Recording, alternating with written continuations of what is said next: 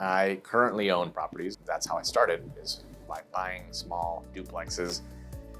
I've lived the fear of not having a tenant. I've lived the anxiety of having a tenant that doesn't pay.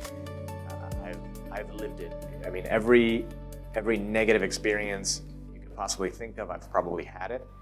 And I've worked around it, or learned ways to work around it and to set up my operation here to account for all of those, or to prepare for all of those potential scenarios that a new person who's just starting out would be starting from scratch.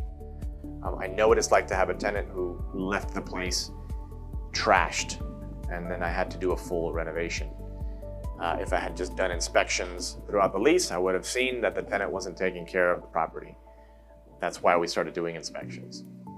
I know what it's like to have a tenant who doesn't pay because they were unqualified. That was before I started checking credit. And that was before I had a formal application process.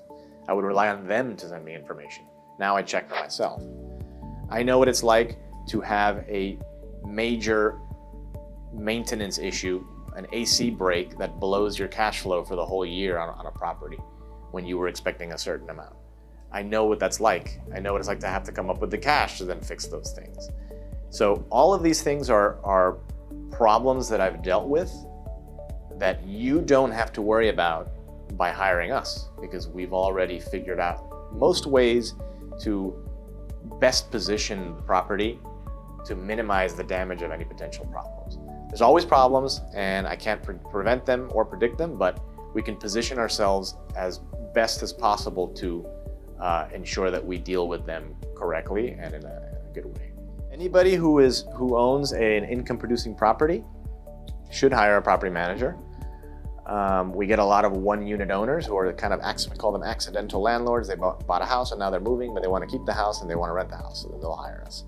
At the larger scale, you got multifamily owners who own buildings that can't do that. I mean, you own 100 units, you can't manage it yourself. That's a full-time job, so they would hire us. And that's where our service really shines, because it's all systems and processes and economies of scale at that point.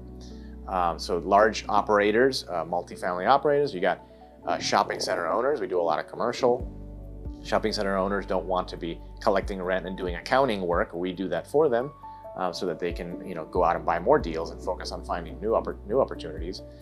It's a very dirty business. You have to get your hands dirty, and there's a lot of really silly problems that pop up that are a kind of a waste of time. And so if you're trying to focus your attention on other things like acquisitions or building a business or doing something else, property management is not something that you should be doing yourself, because you're going to get lost in small, you're going to be in the weeds. You're going to be focusing on a lot of really silly problems at the expense of your time to do other things. Most common two questions are, what happens if the tenant doesn't pay? And what happens if something breaks and has to get fixed? Those are the two most common questions. We deal with it as we go. The owner has to understand that if we don't take care of the properties and the tenants don't take care of the properties, there will be deferred maintenance. So we just have to make sure that we get into the property sooner to keep the tenant accountable for any potential work. But common sense would dictate that if you own a single family home, you should be keeping reserves aside for HVAC and roof. If it's a brand new roof, then maybe your reserves don't have to be that much in the beginning.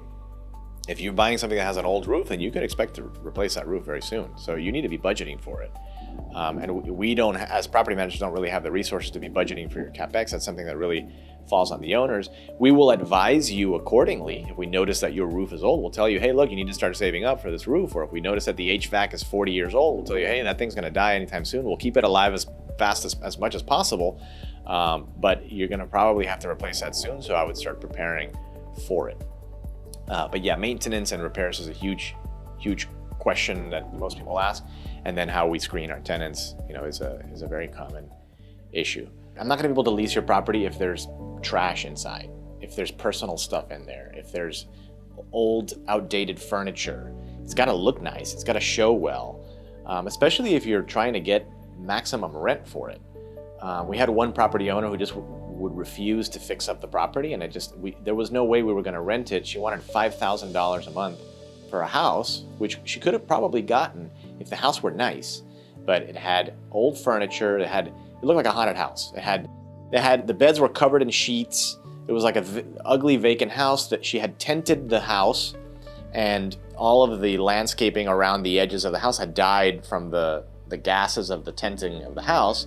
And she didn't even clean the house after the tenting, so there were dead bugs and lizards inside the house, and she expected us to rent the house like that. You need to have a nice property. Otherwise, you're not going to be able to convince somebody to give you money to live there. And then another thing that people, I think, get a little bit unrealistic about is the rent amount. Sometimes people think that they can get more money than they really can for their house, and then I go in there with like actual comps, and here's what the guy down the street rented his place for, and then they start realizing, oh my God, no, it's actually a lot less than I thought. And that's a little bit of a reality check. A lot of times they'll insist, like we'll tell them, no, the property's worth this much, and they'll tell us, no, it's worth this much. And sometimes we'll have to just list the property for the higher price and let them figure it out on their own. When the property sits there for 30 days, 60 days, they start to come around, and then when we immediately drop the price, we immediately get somebody to live in there, to rent the place.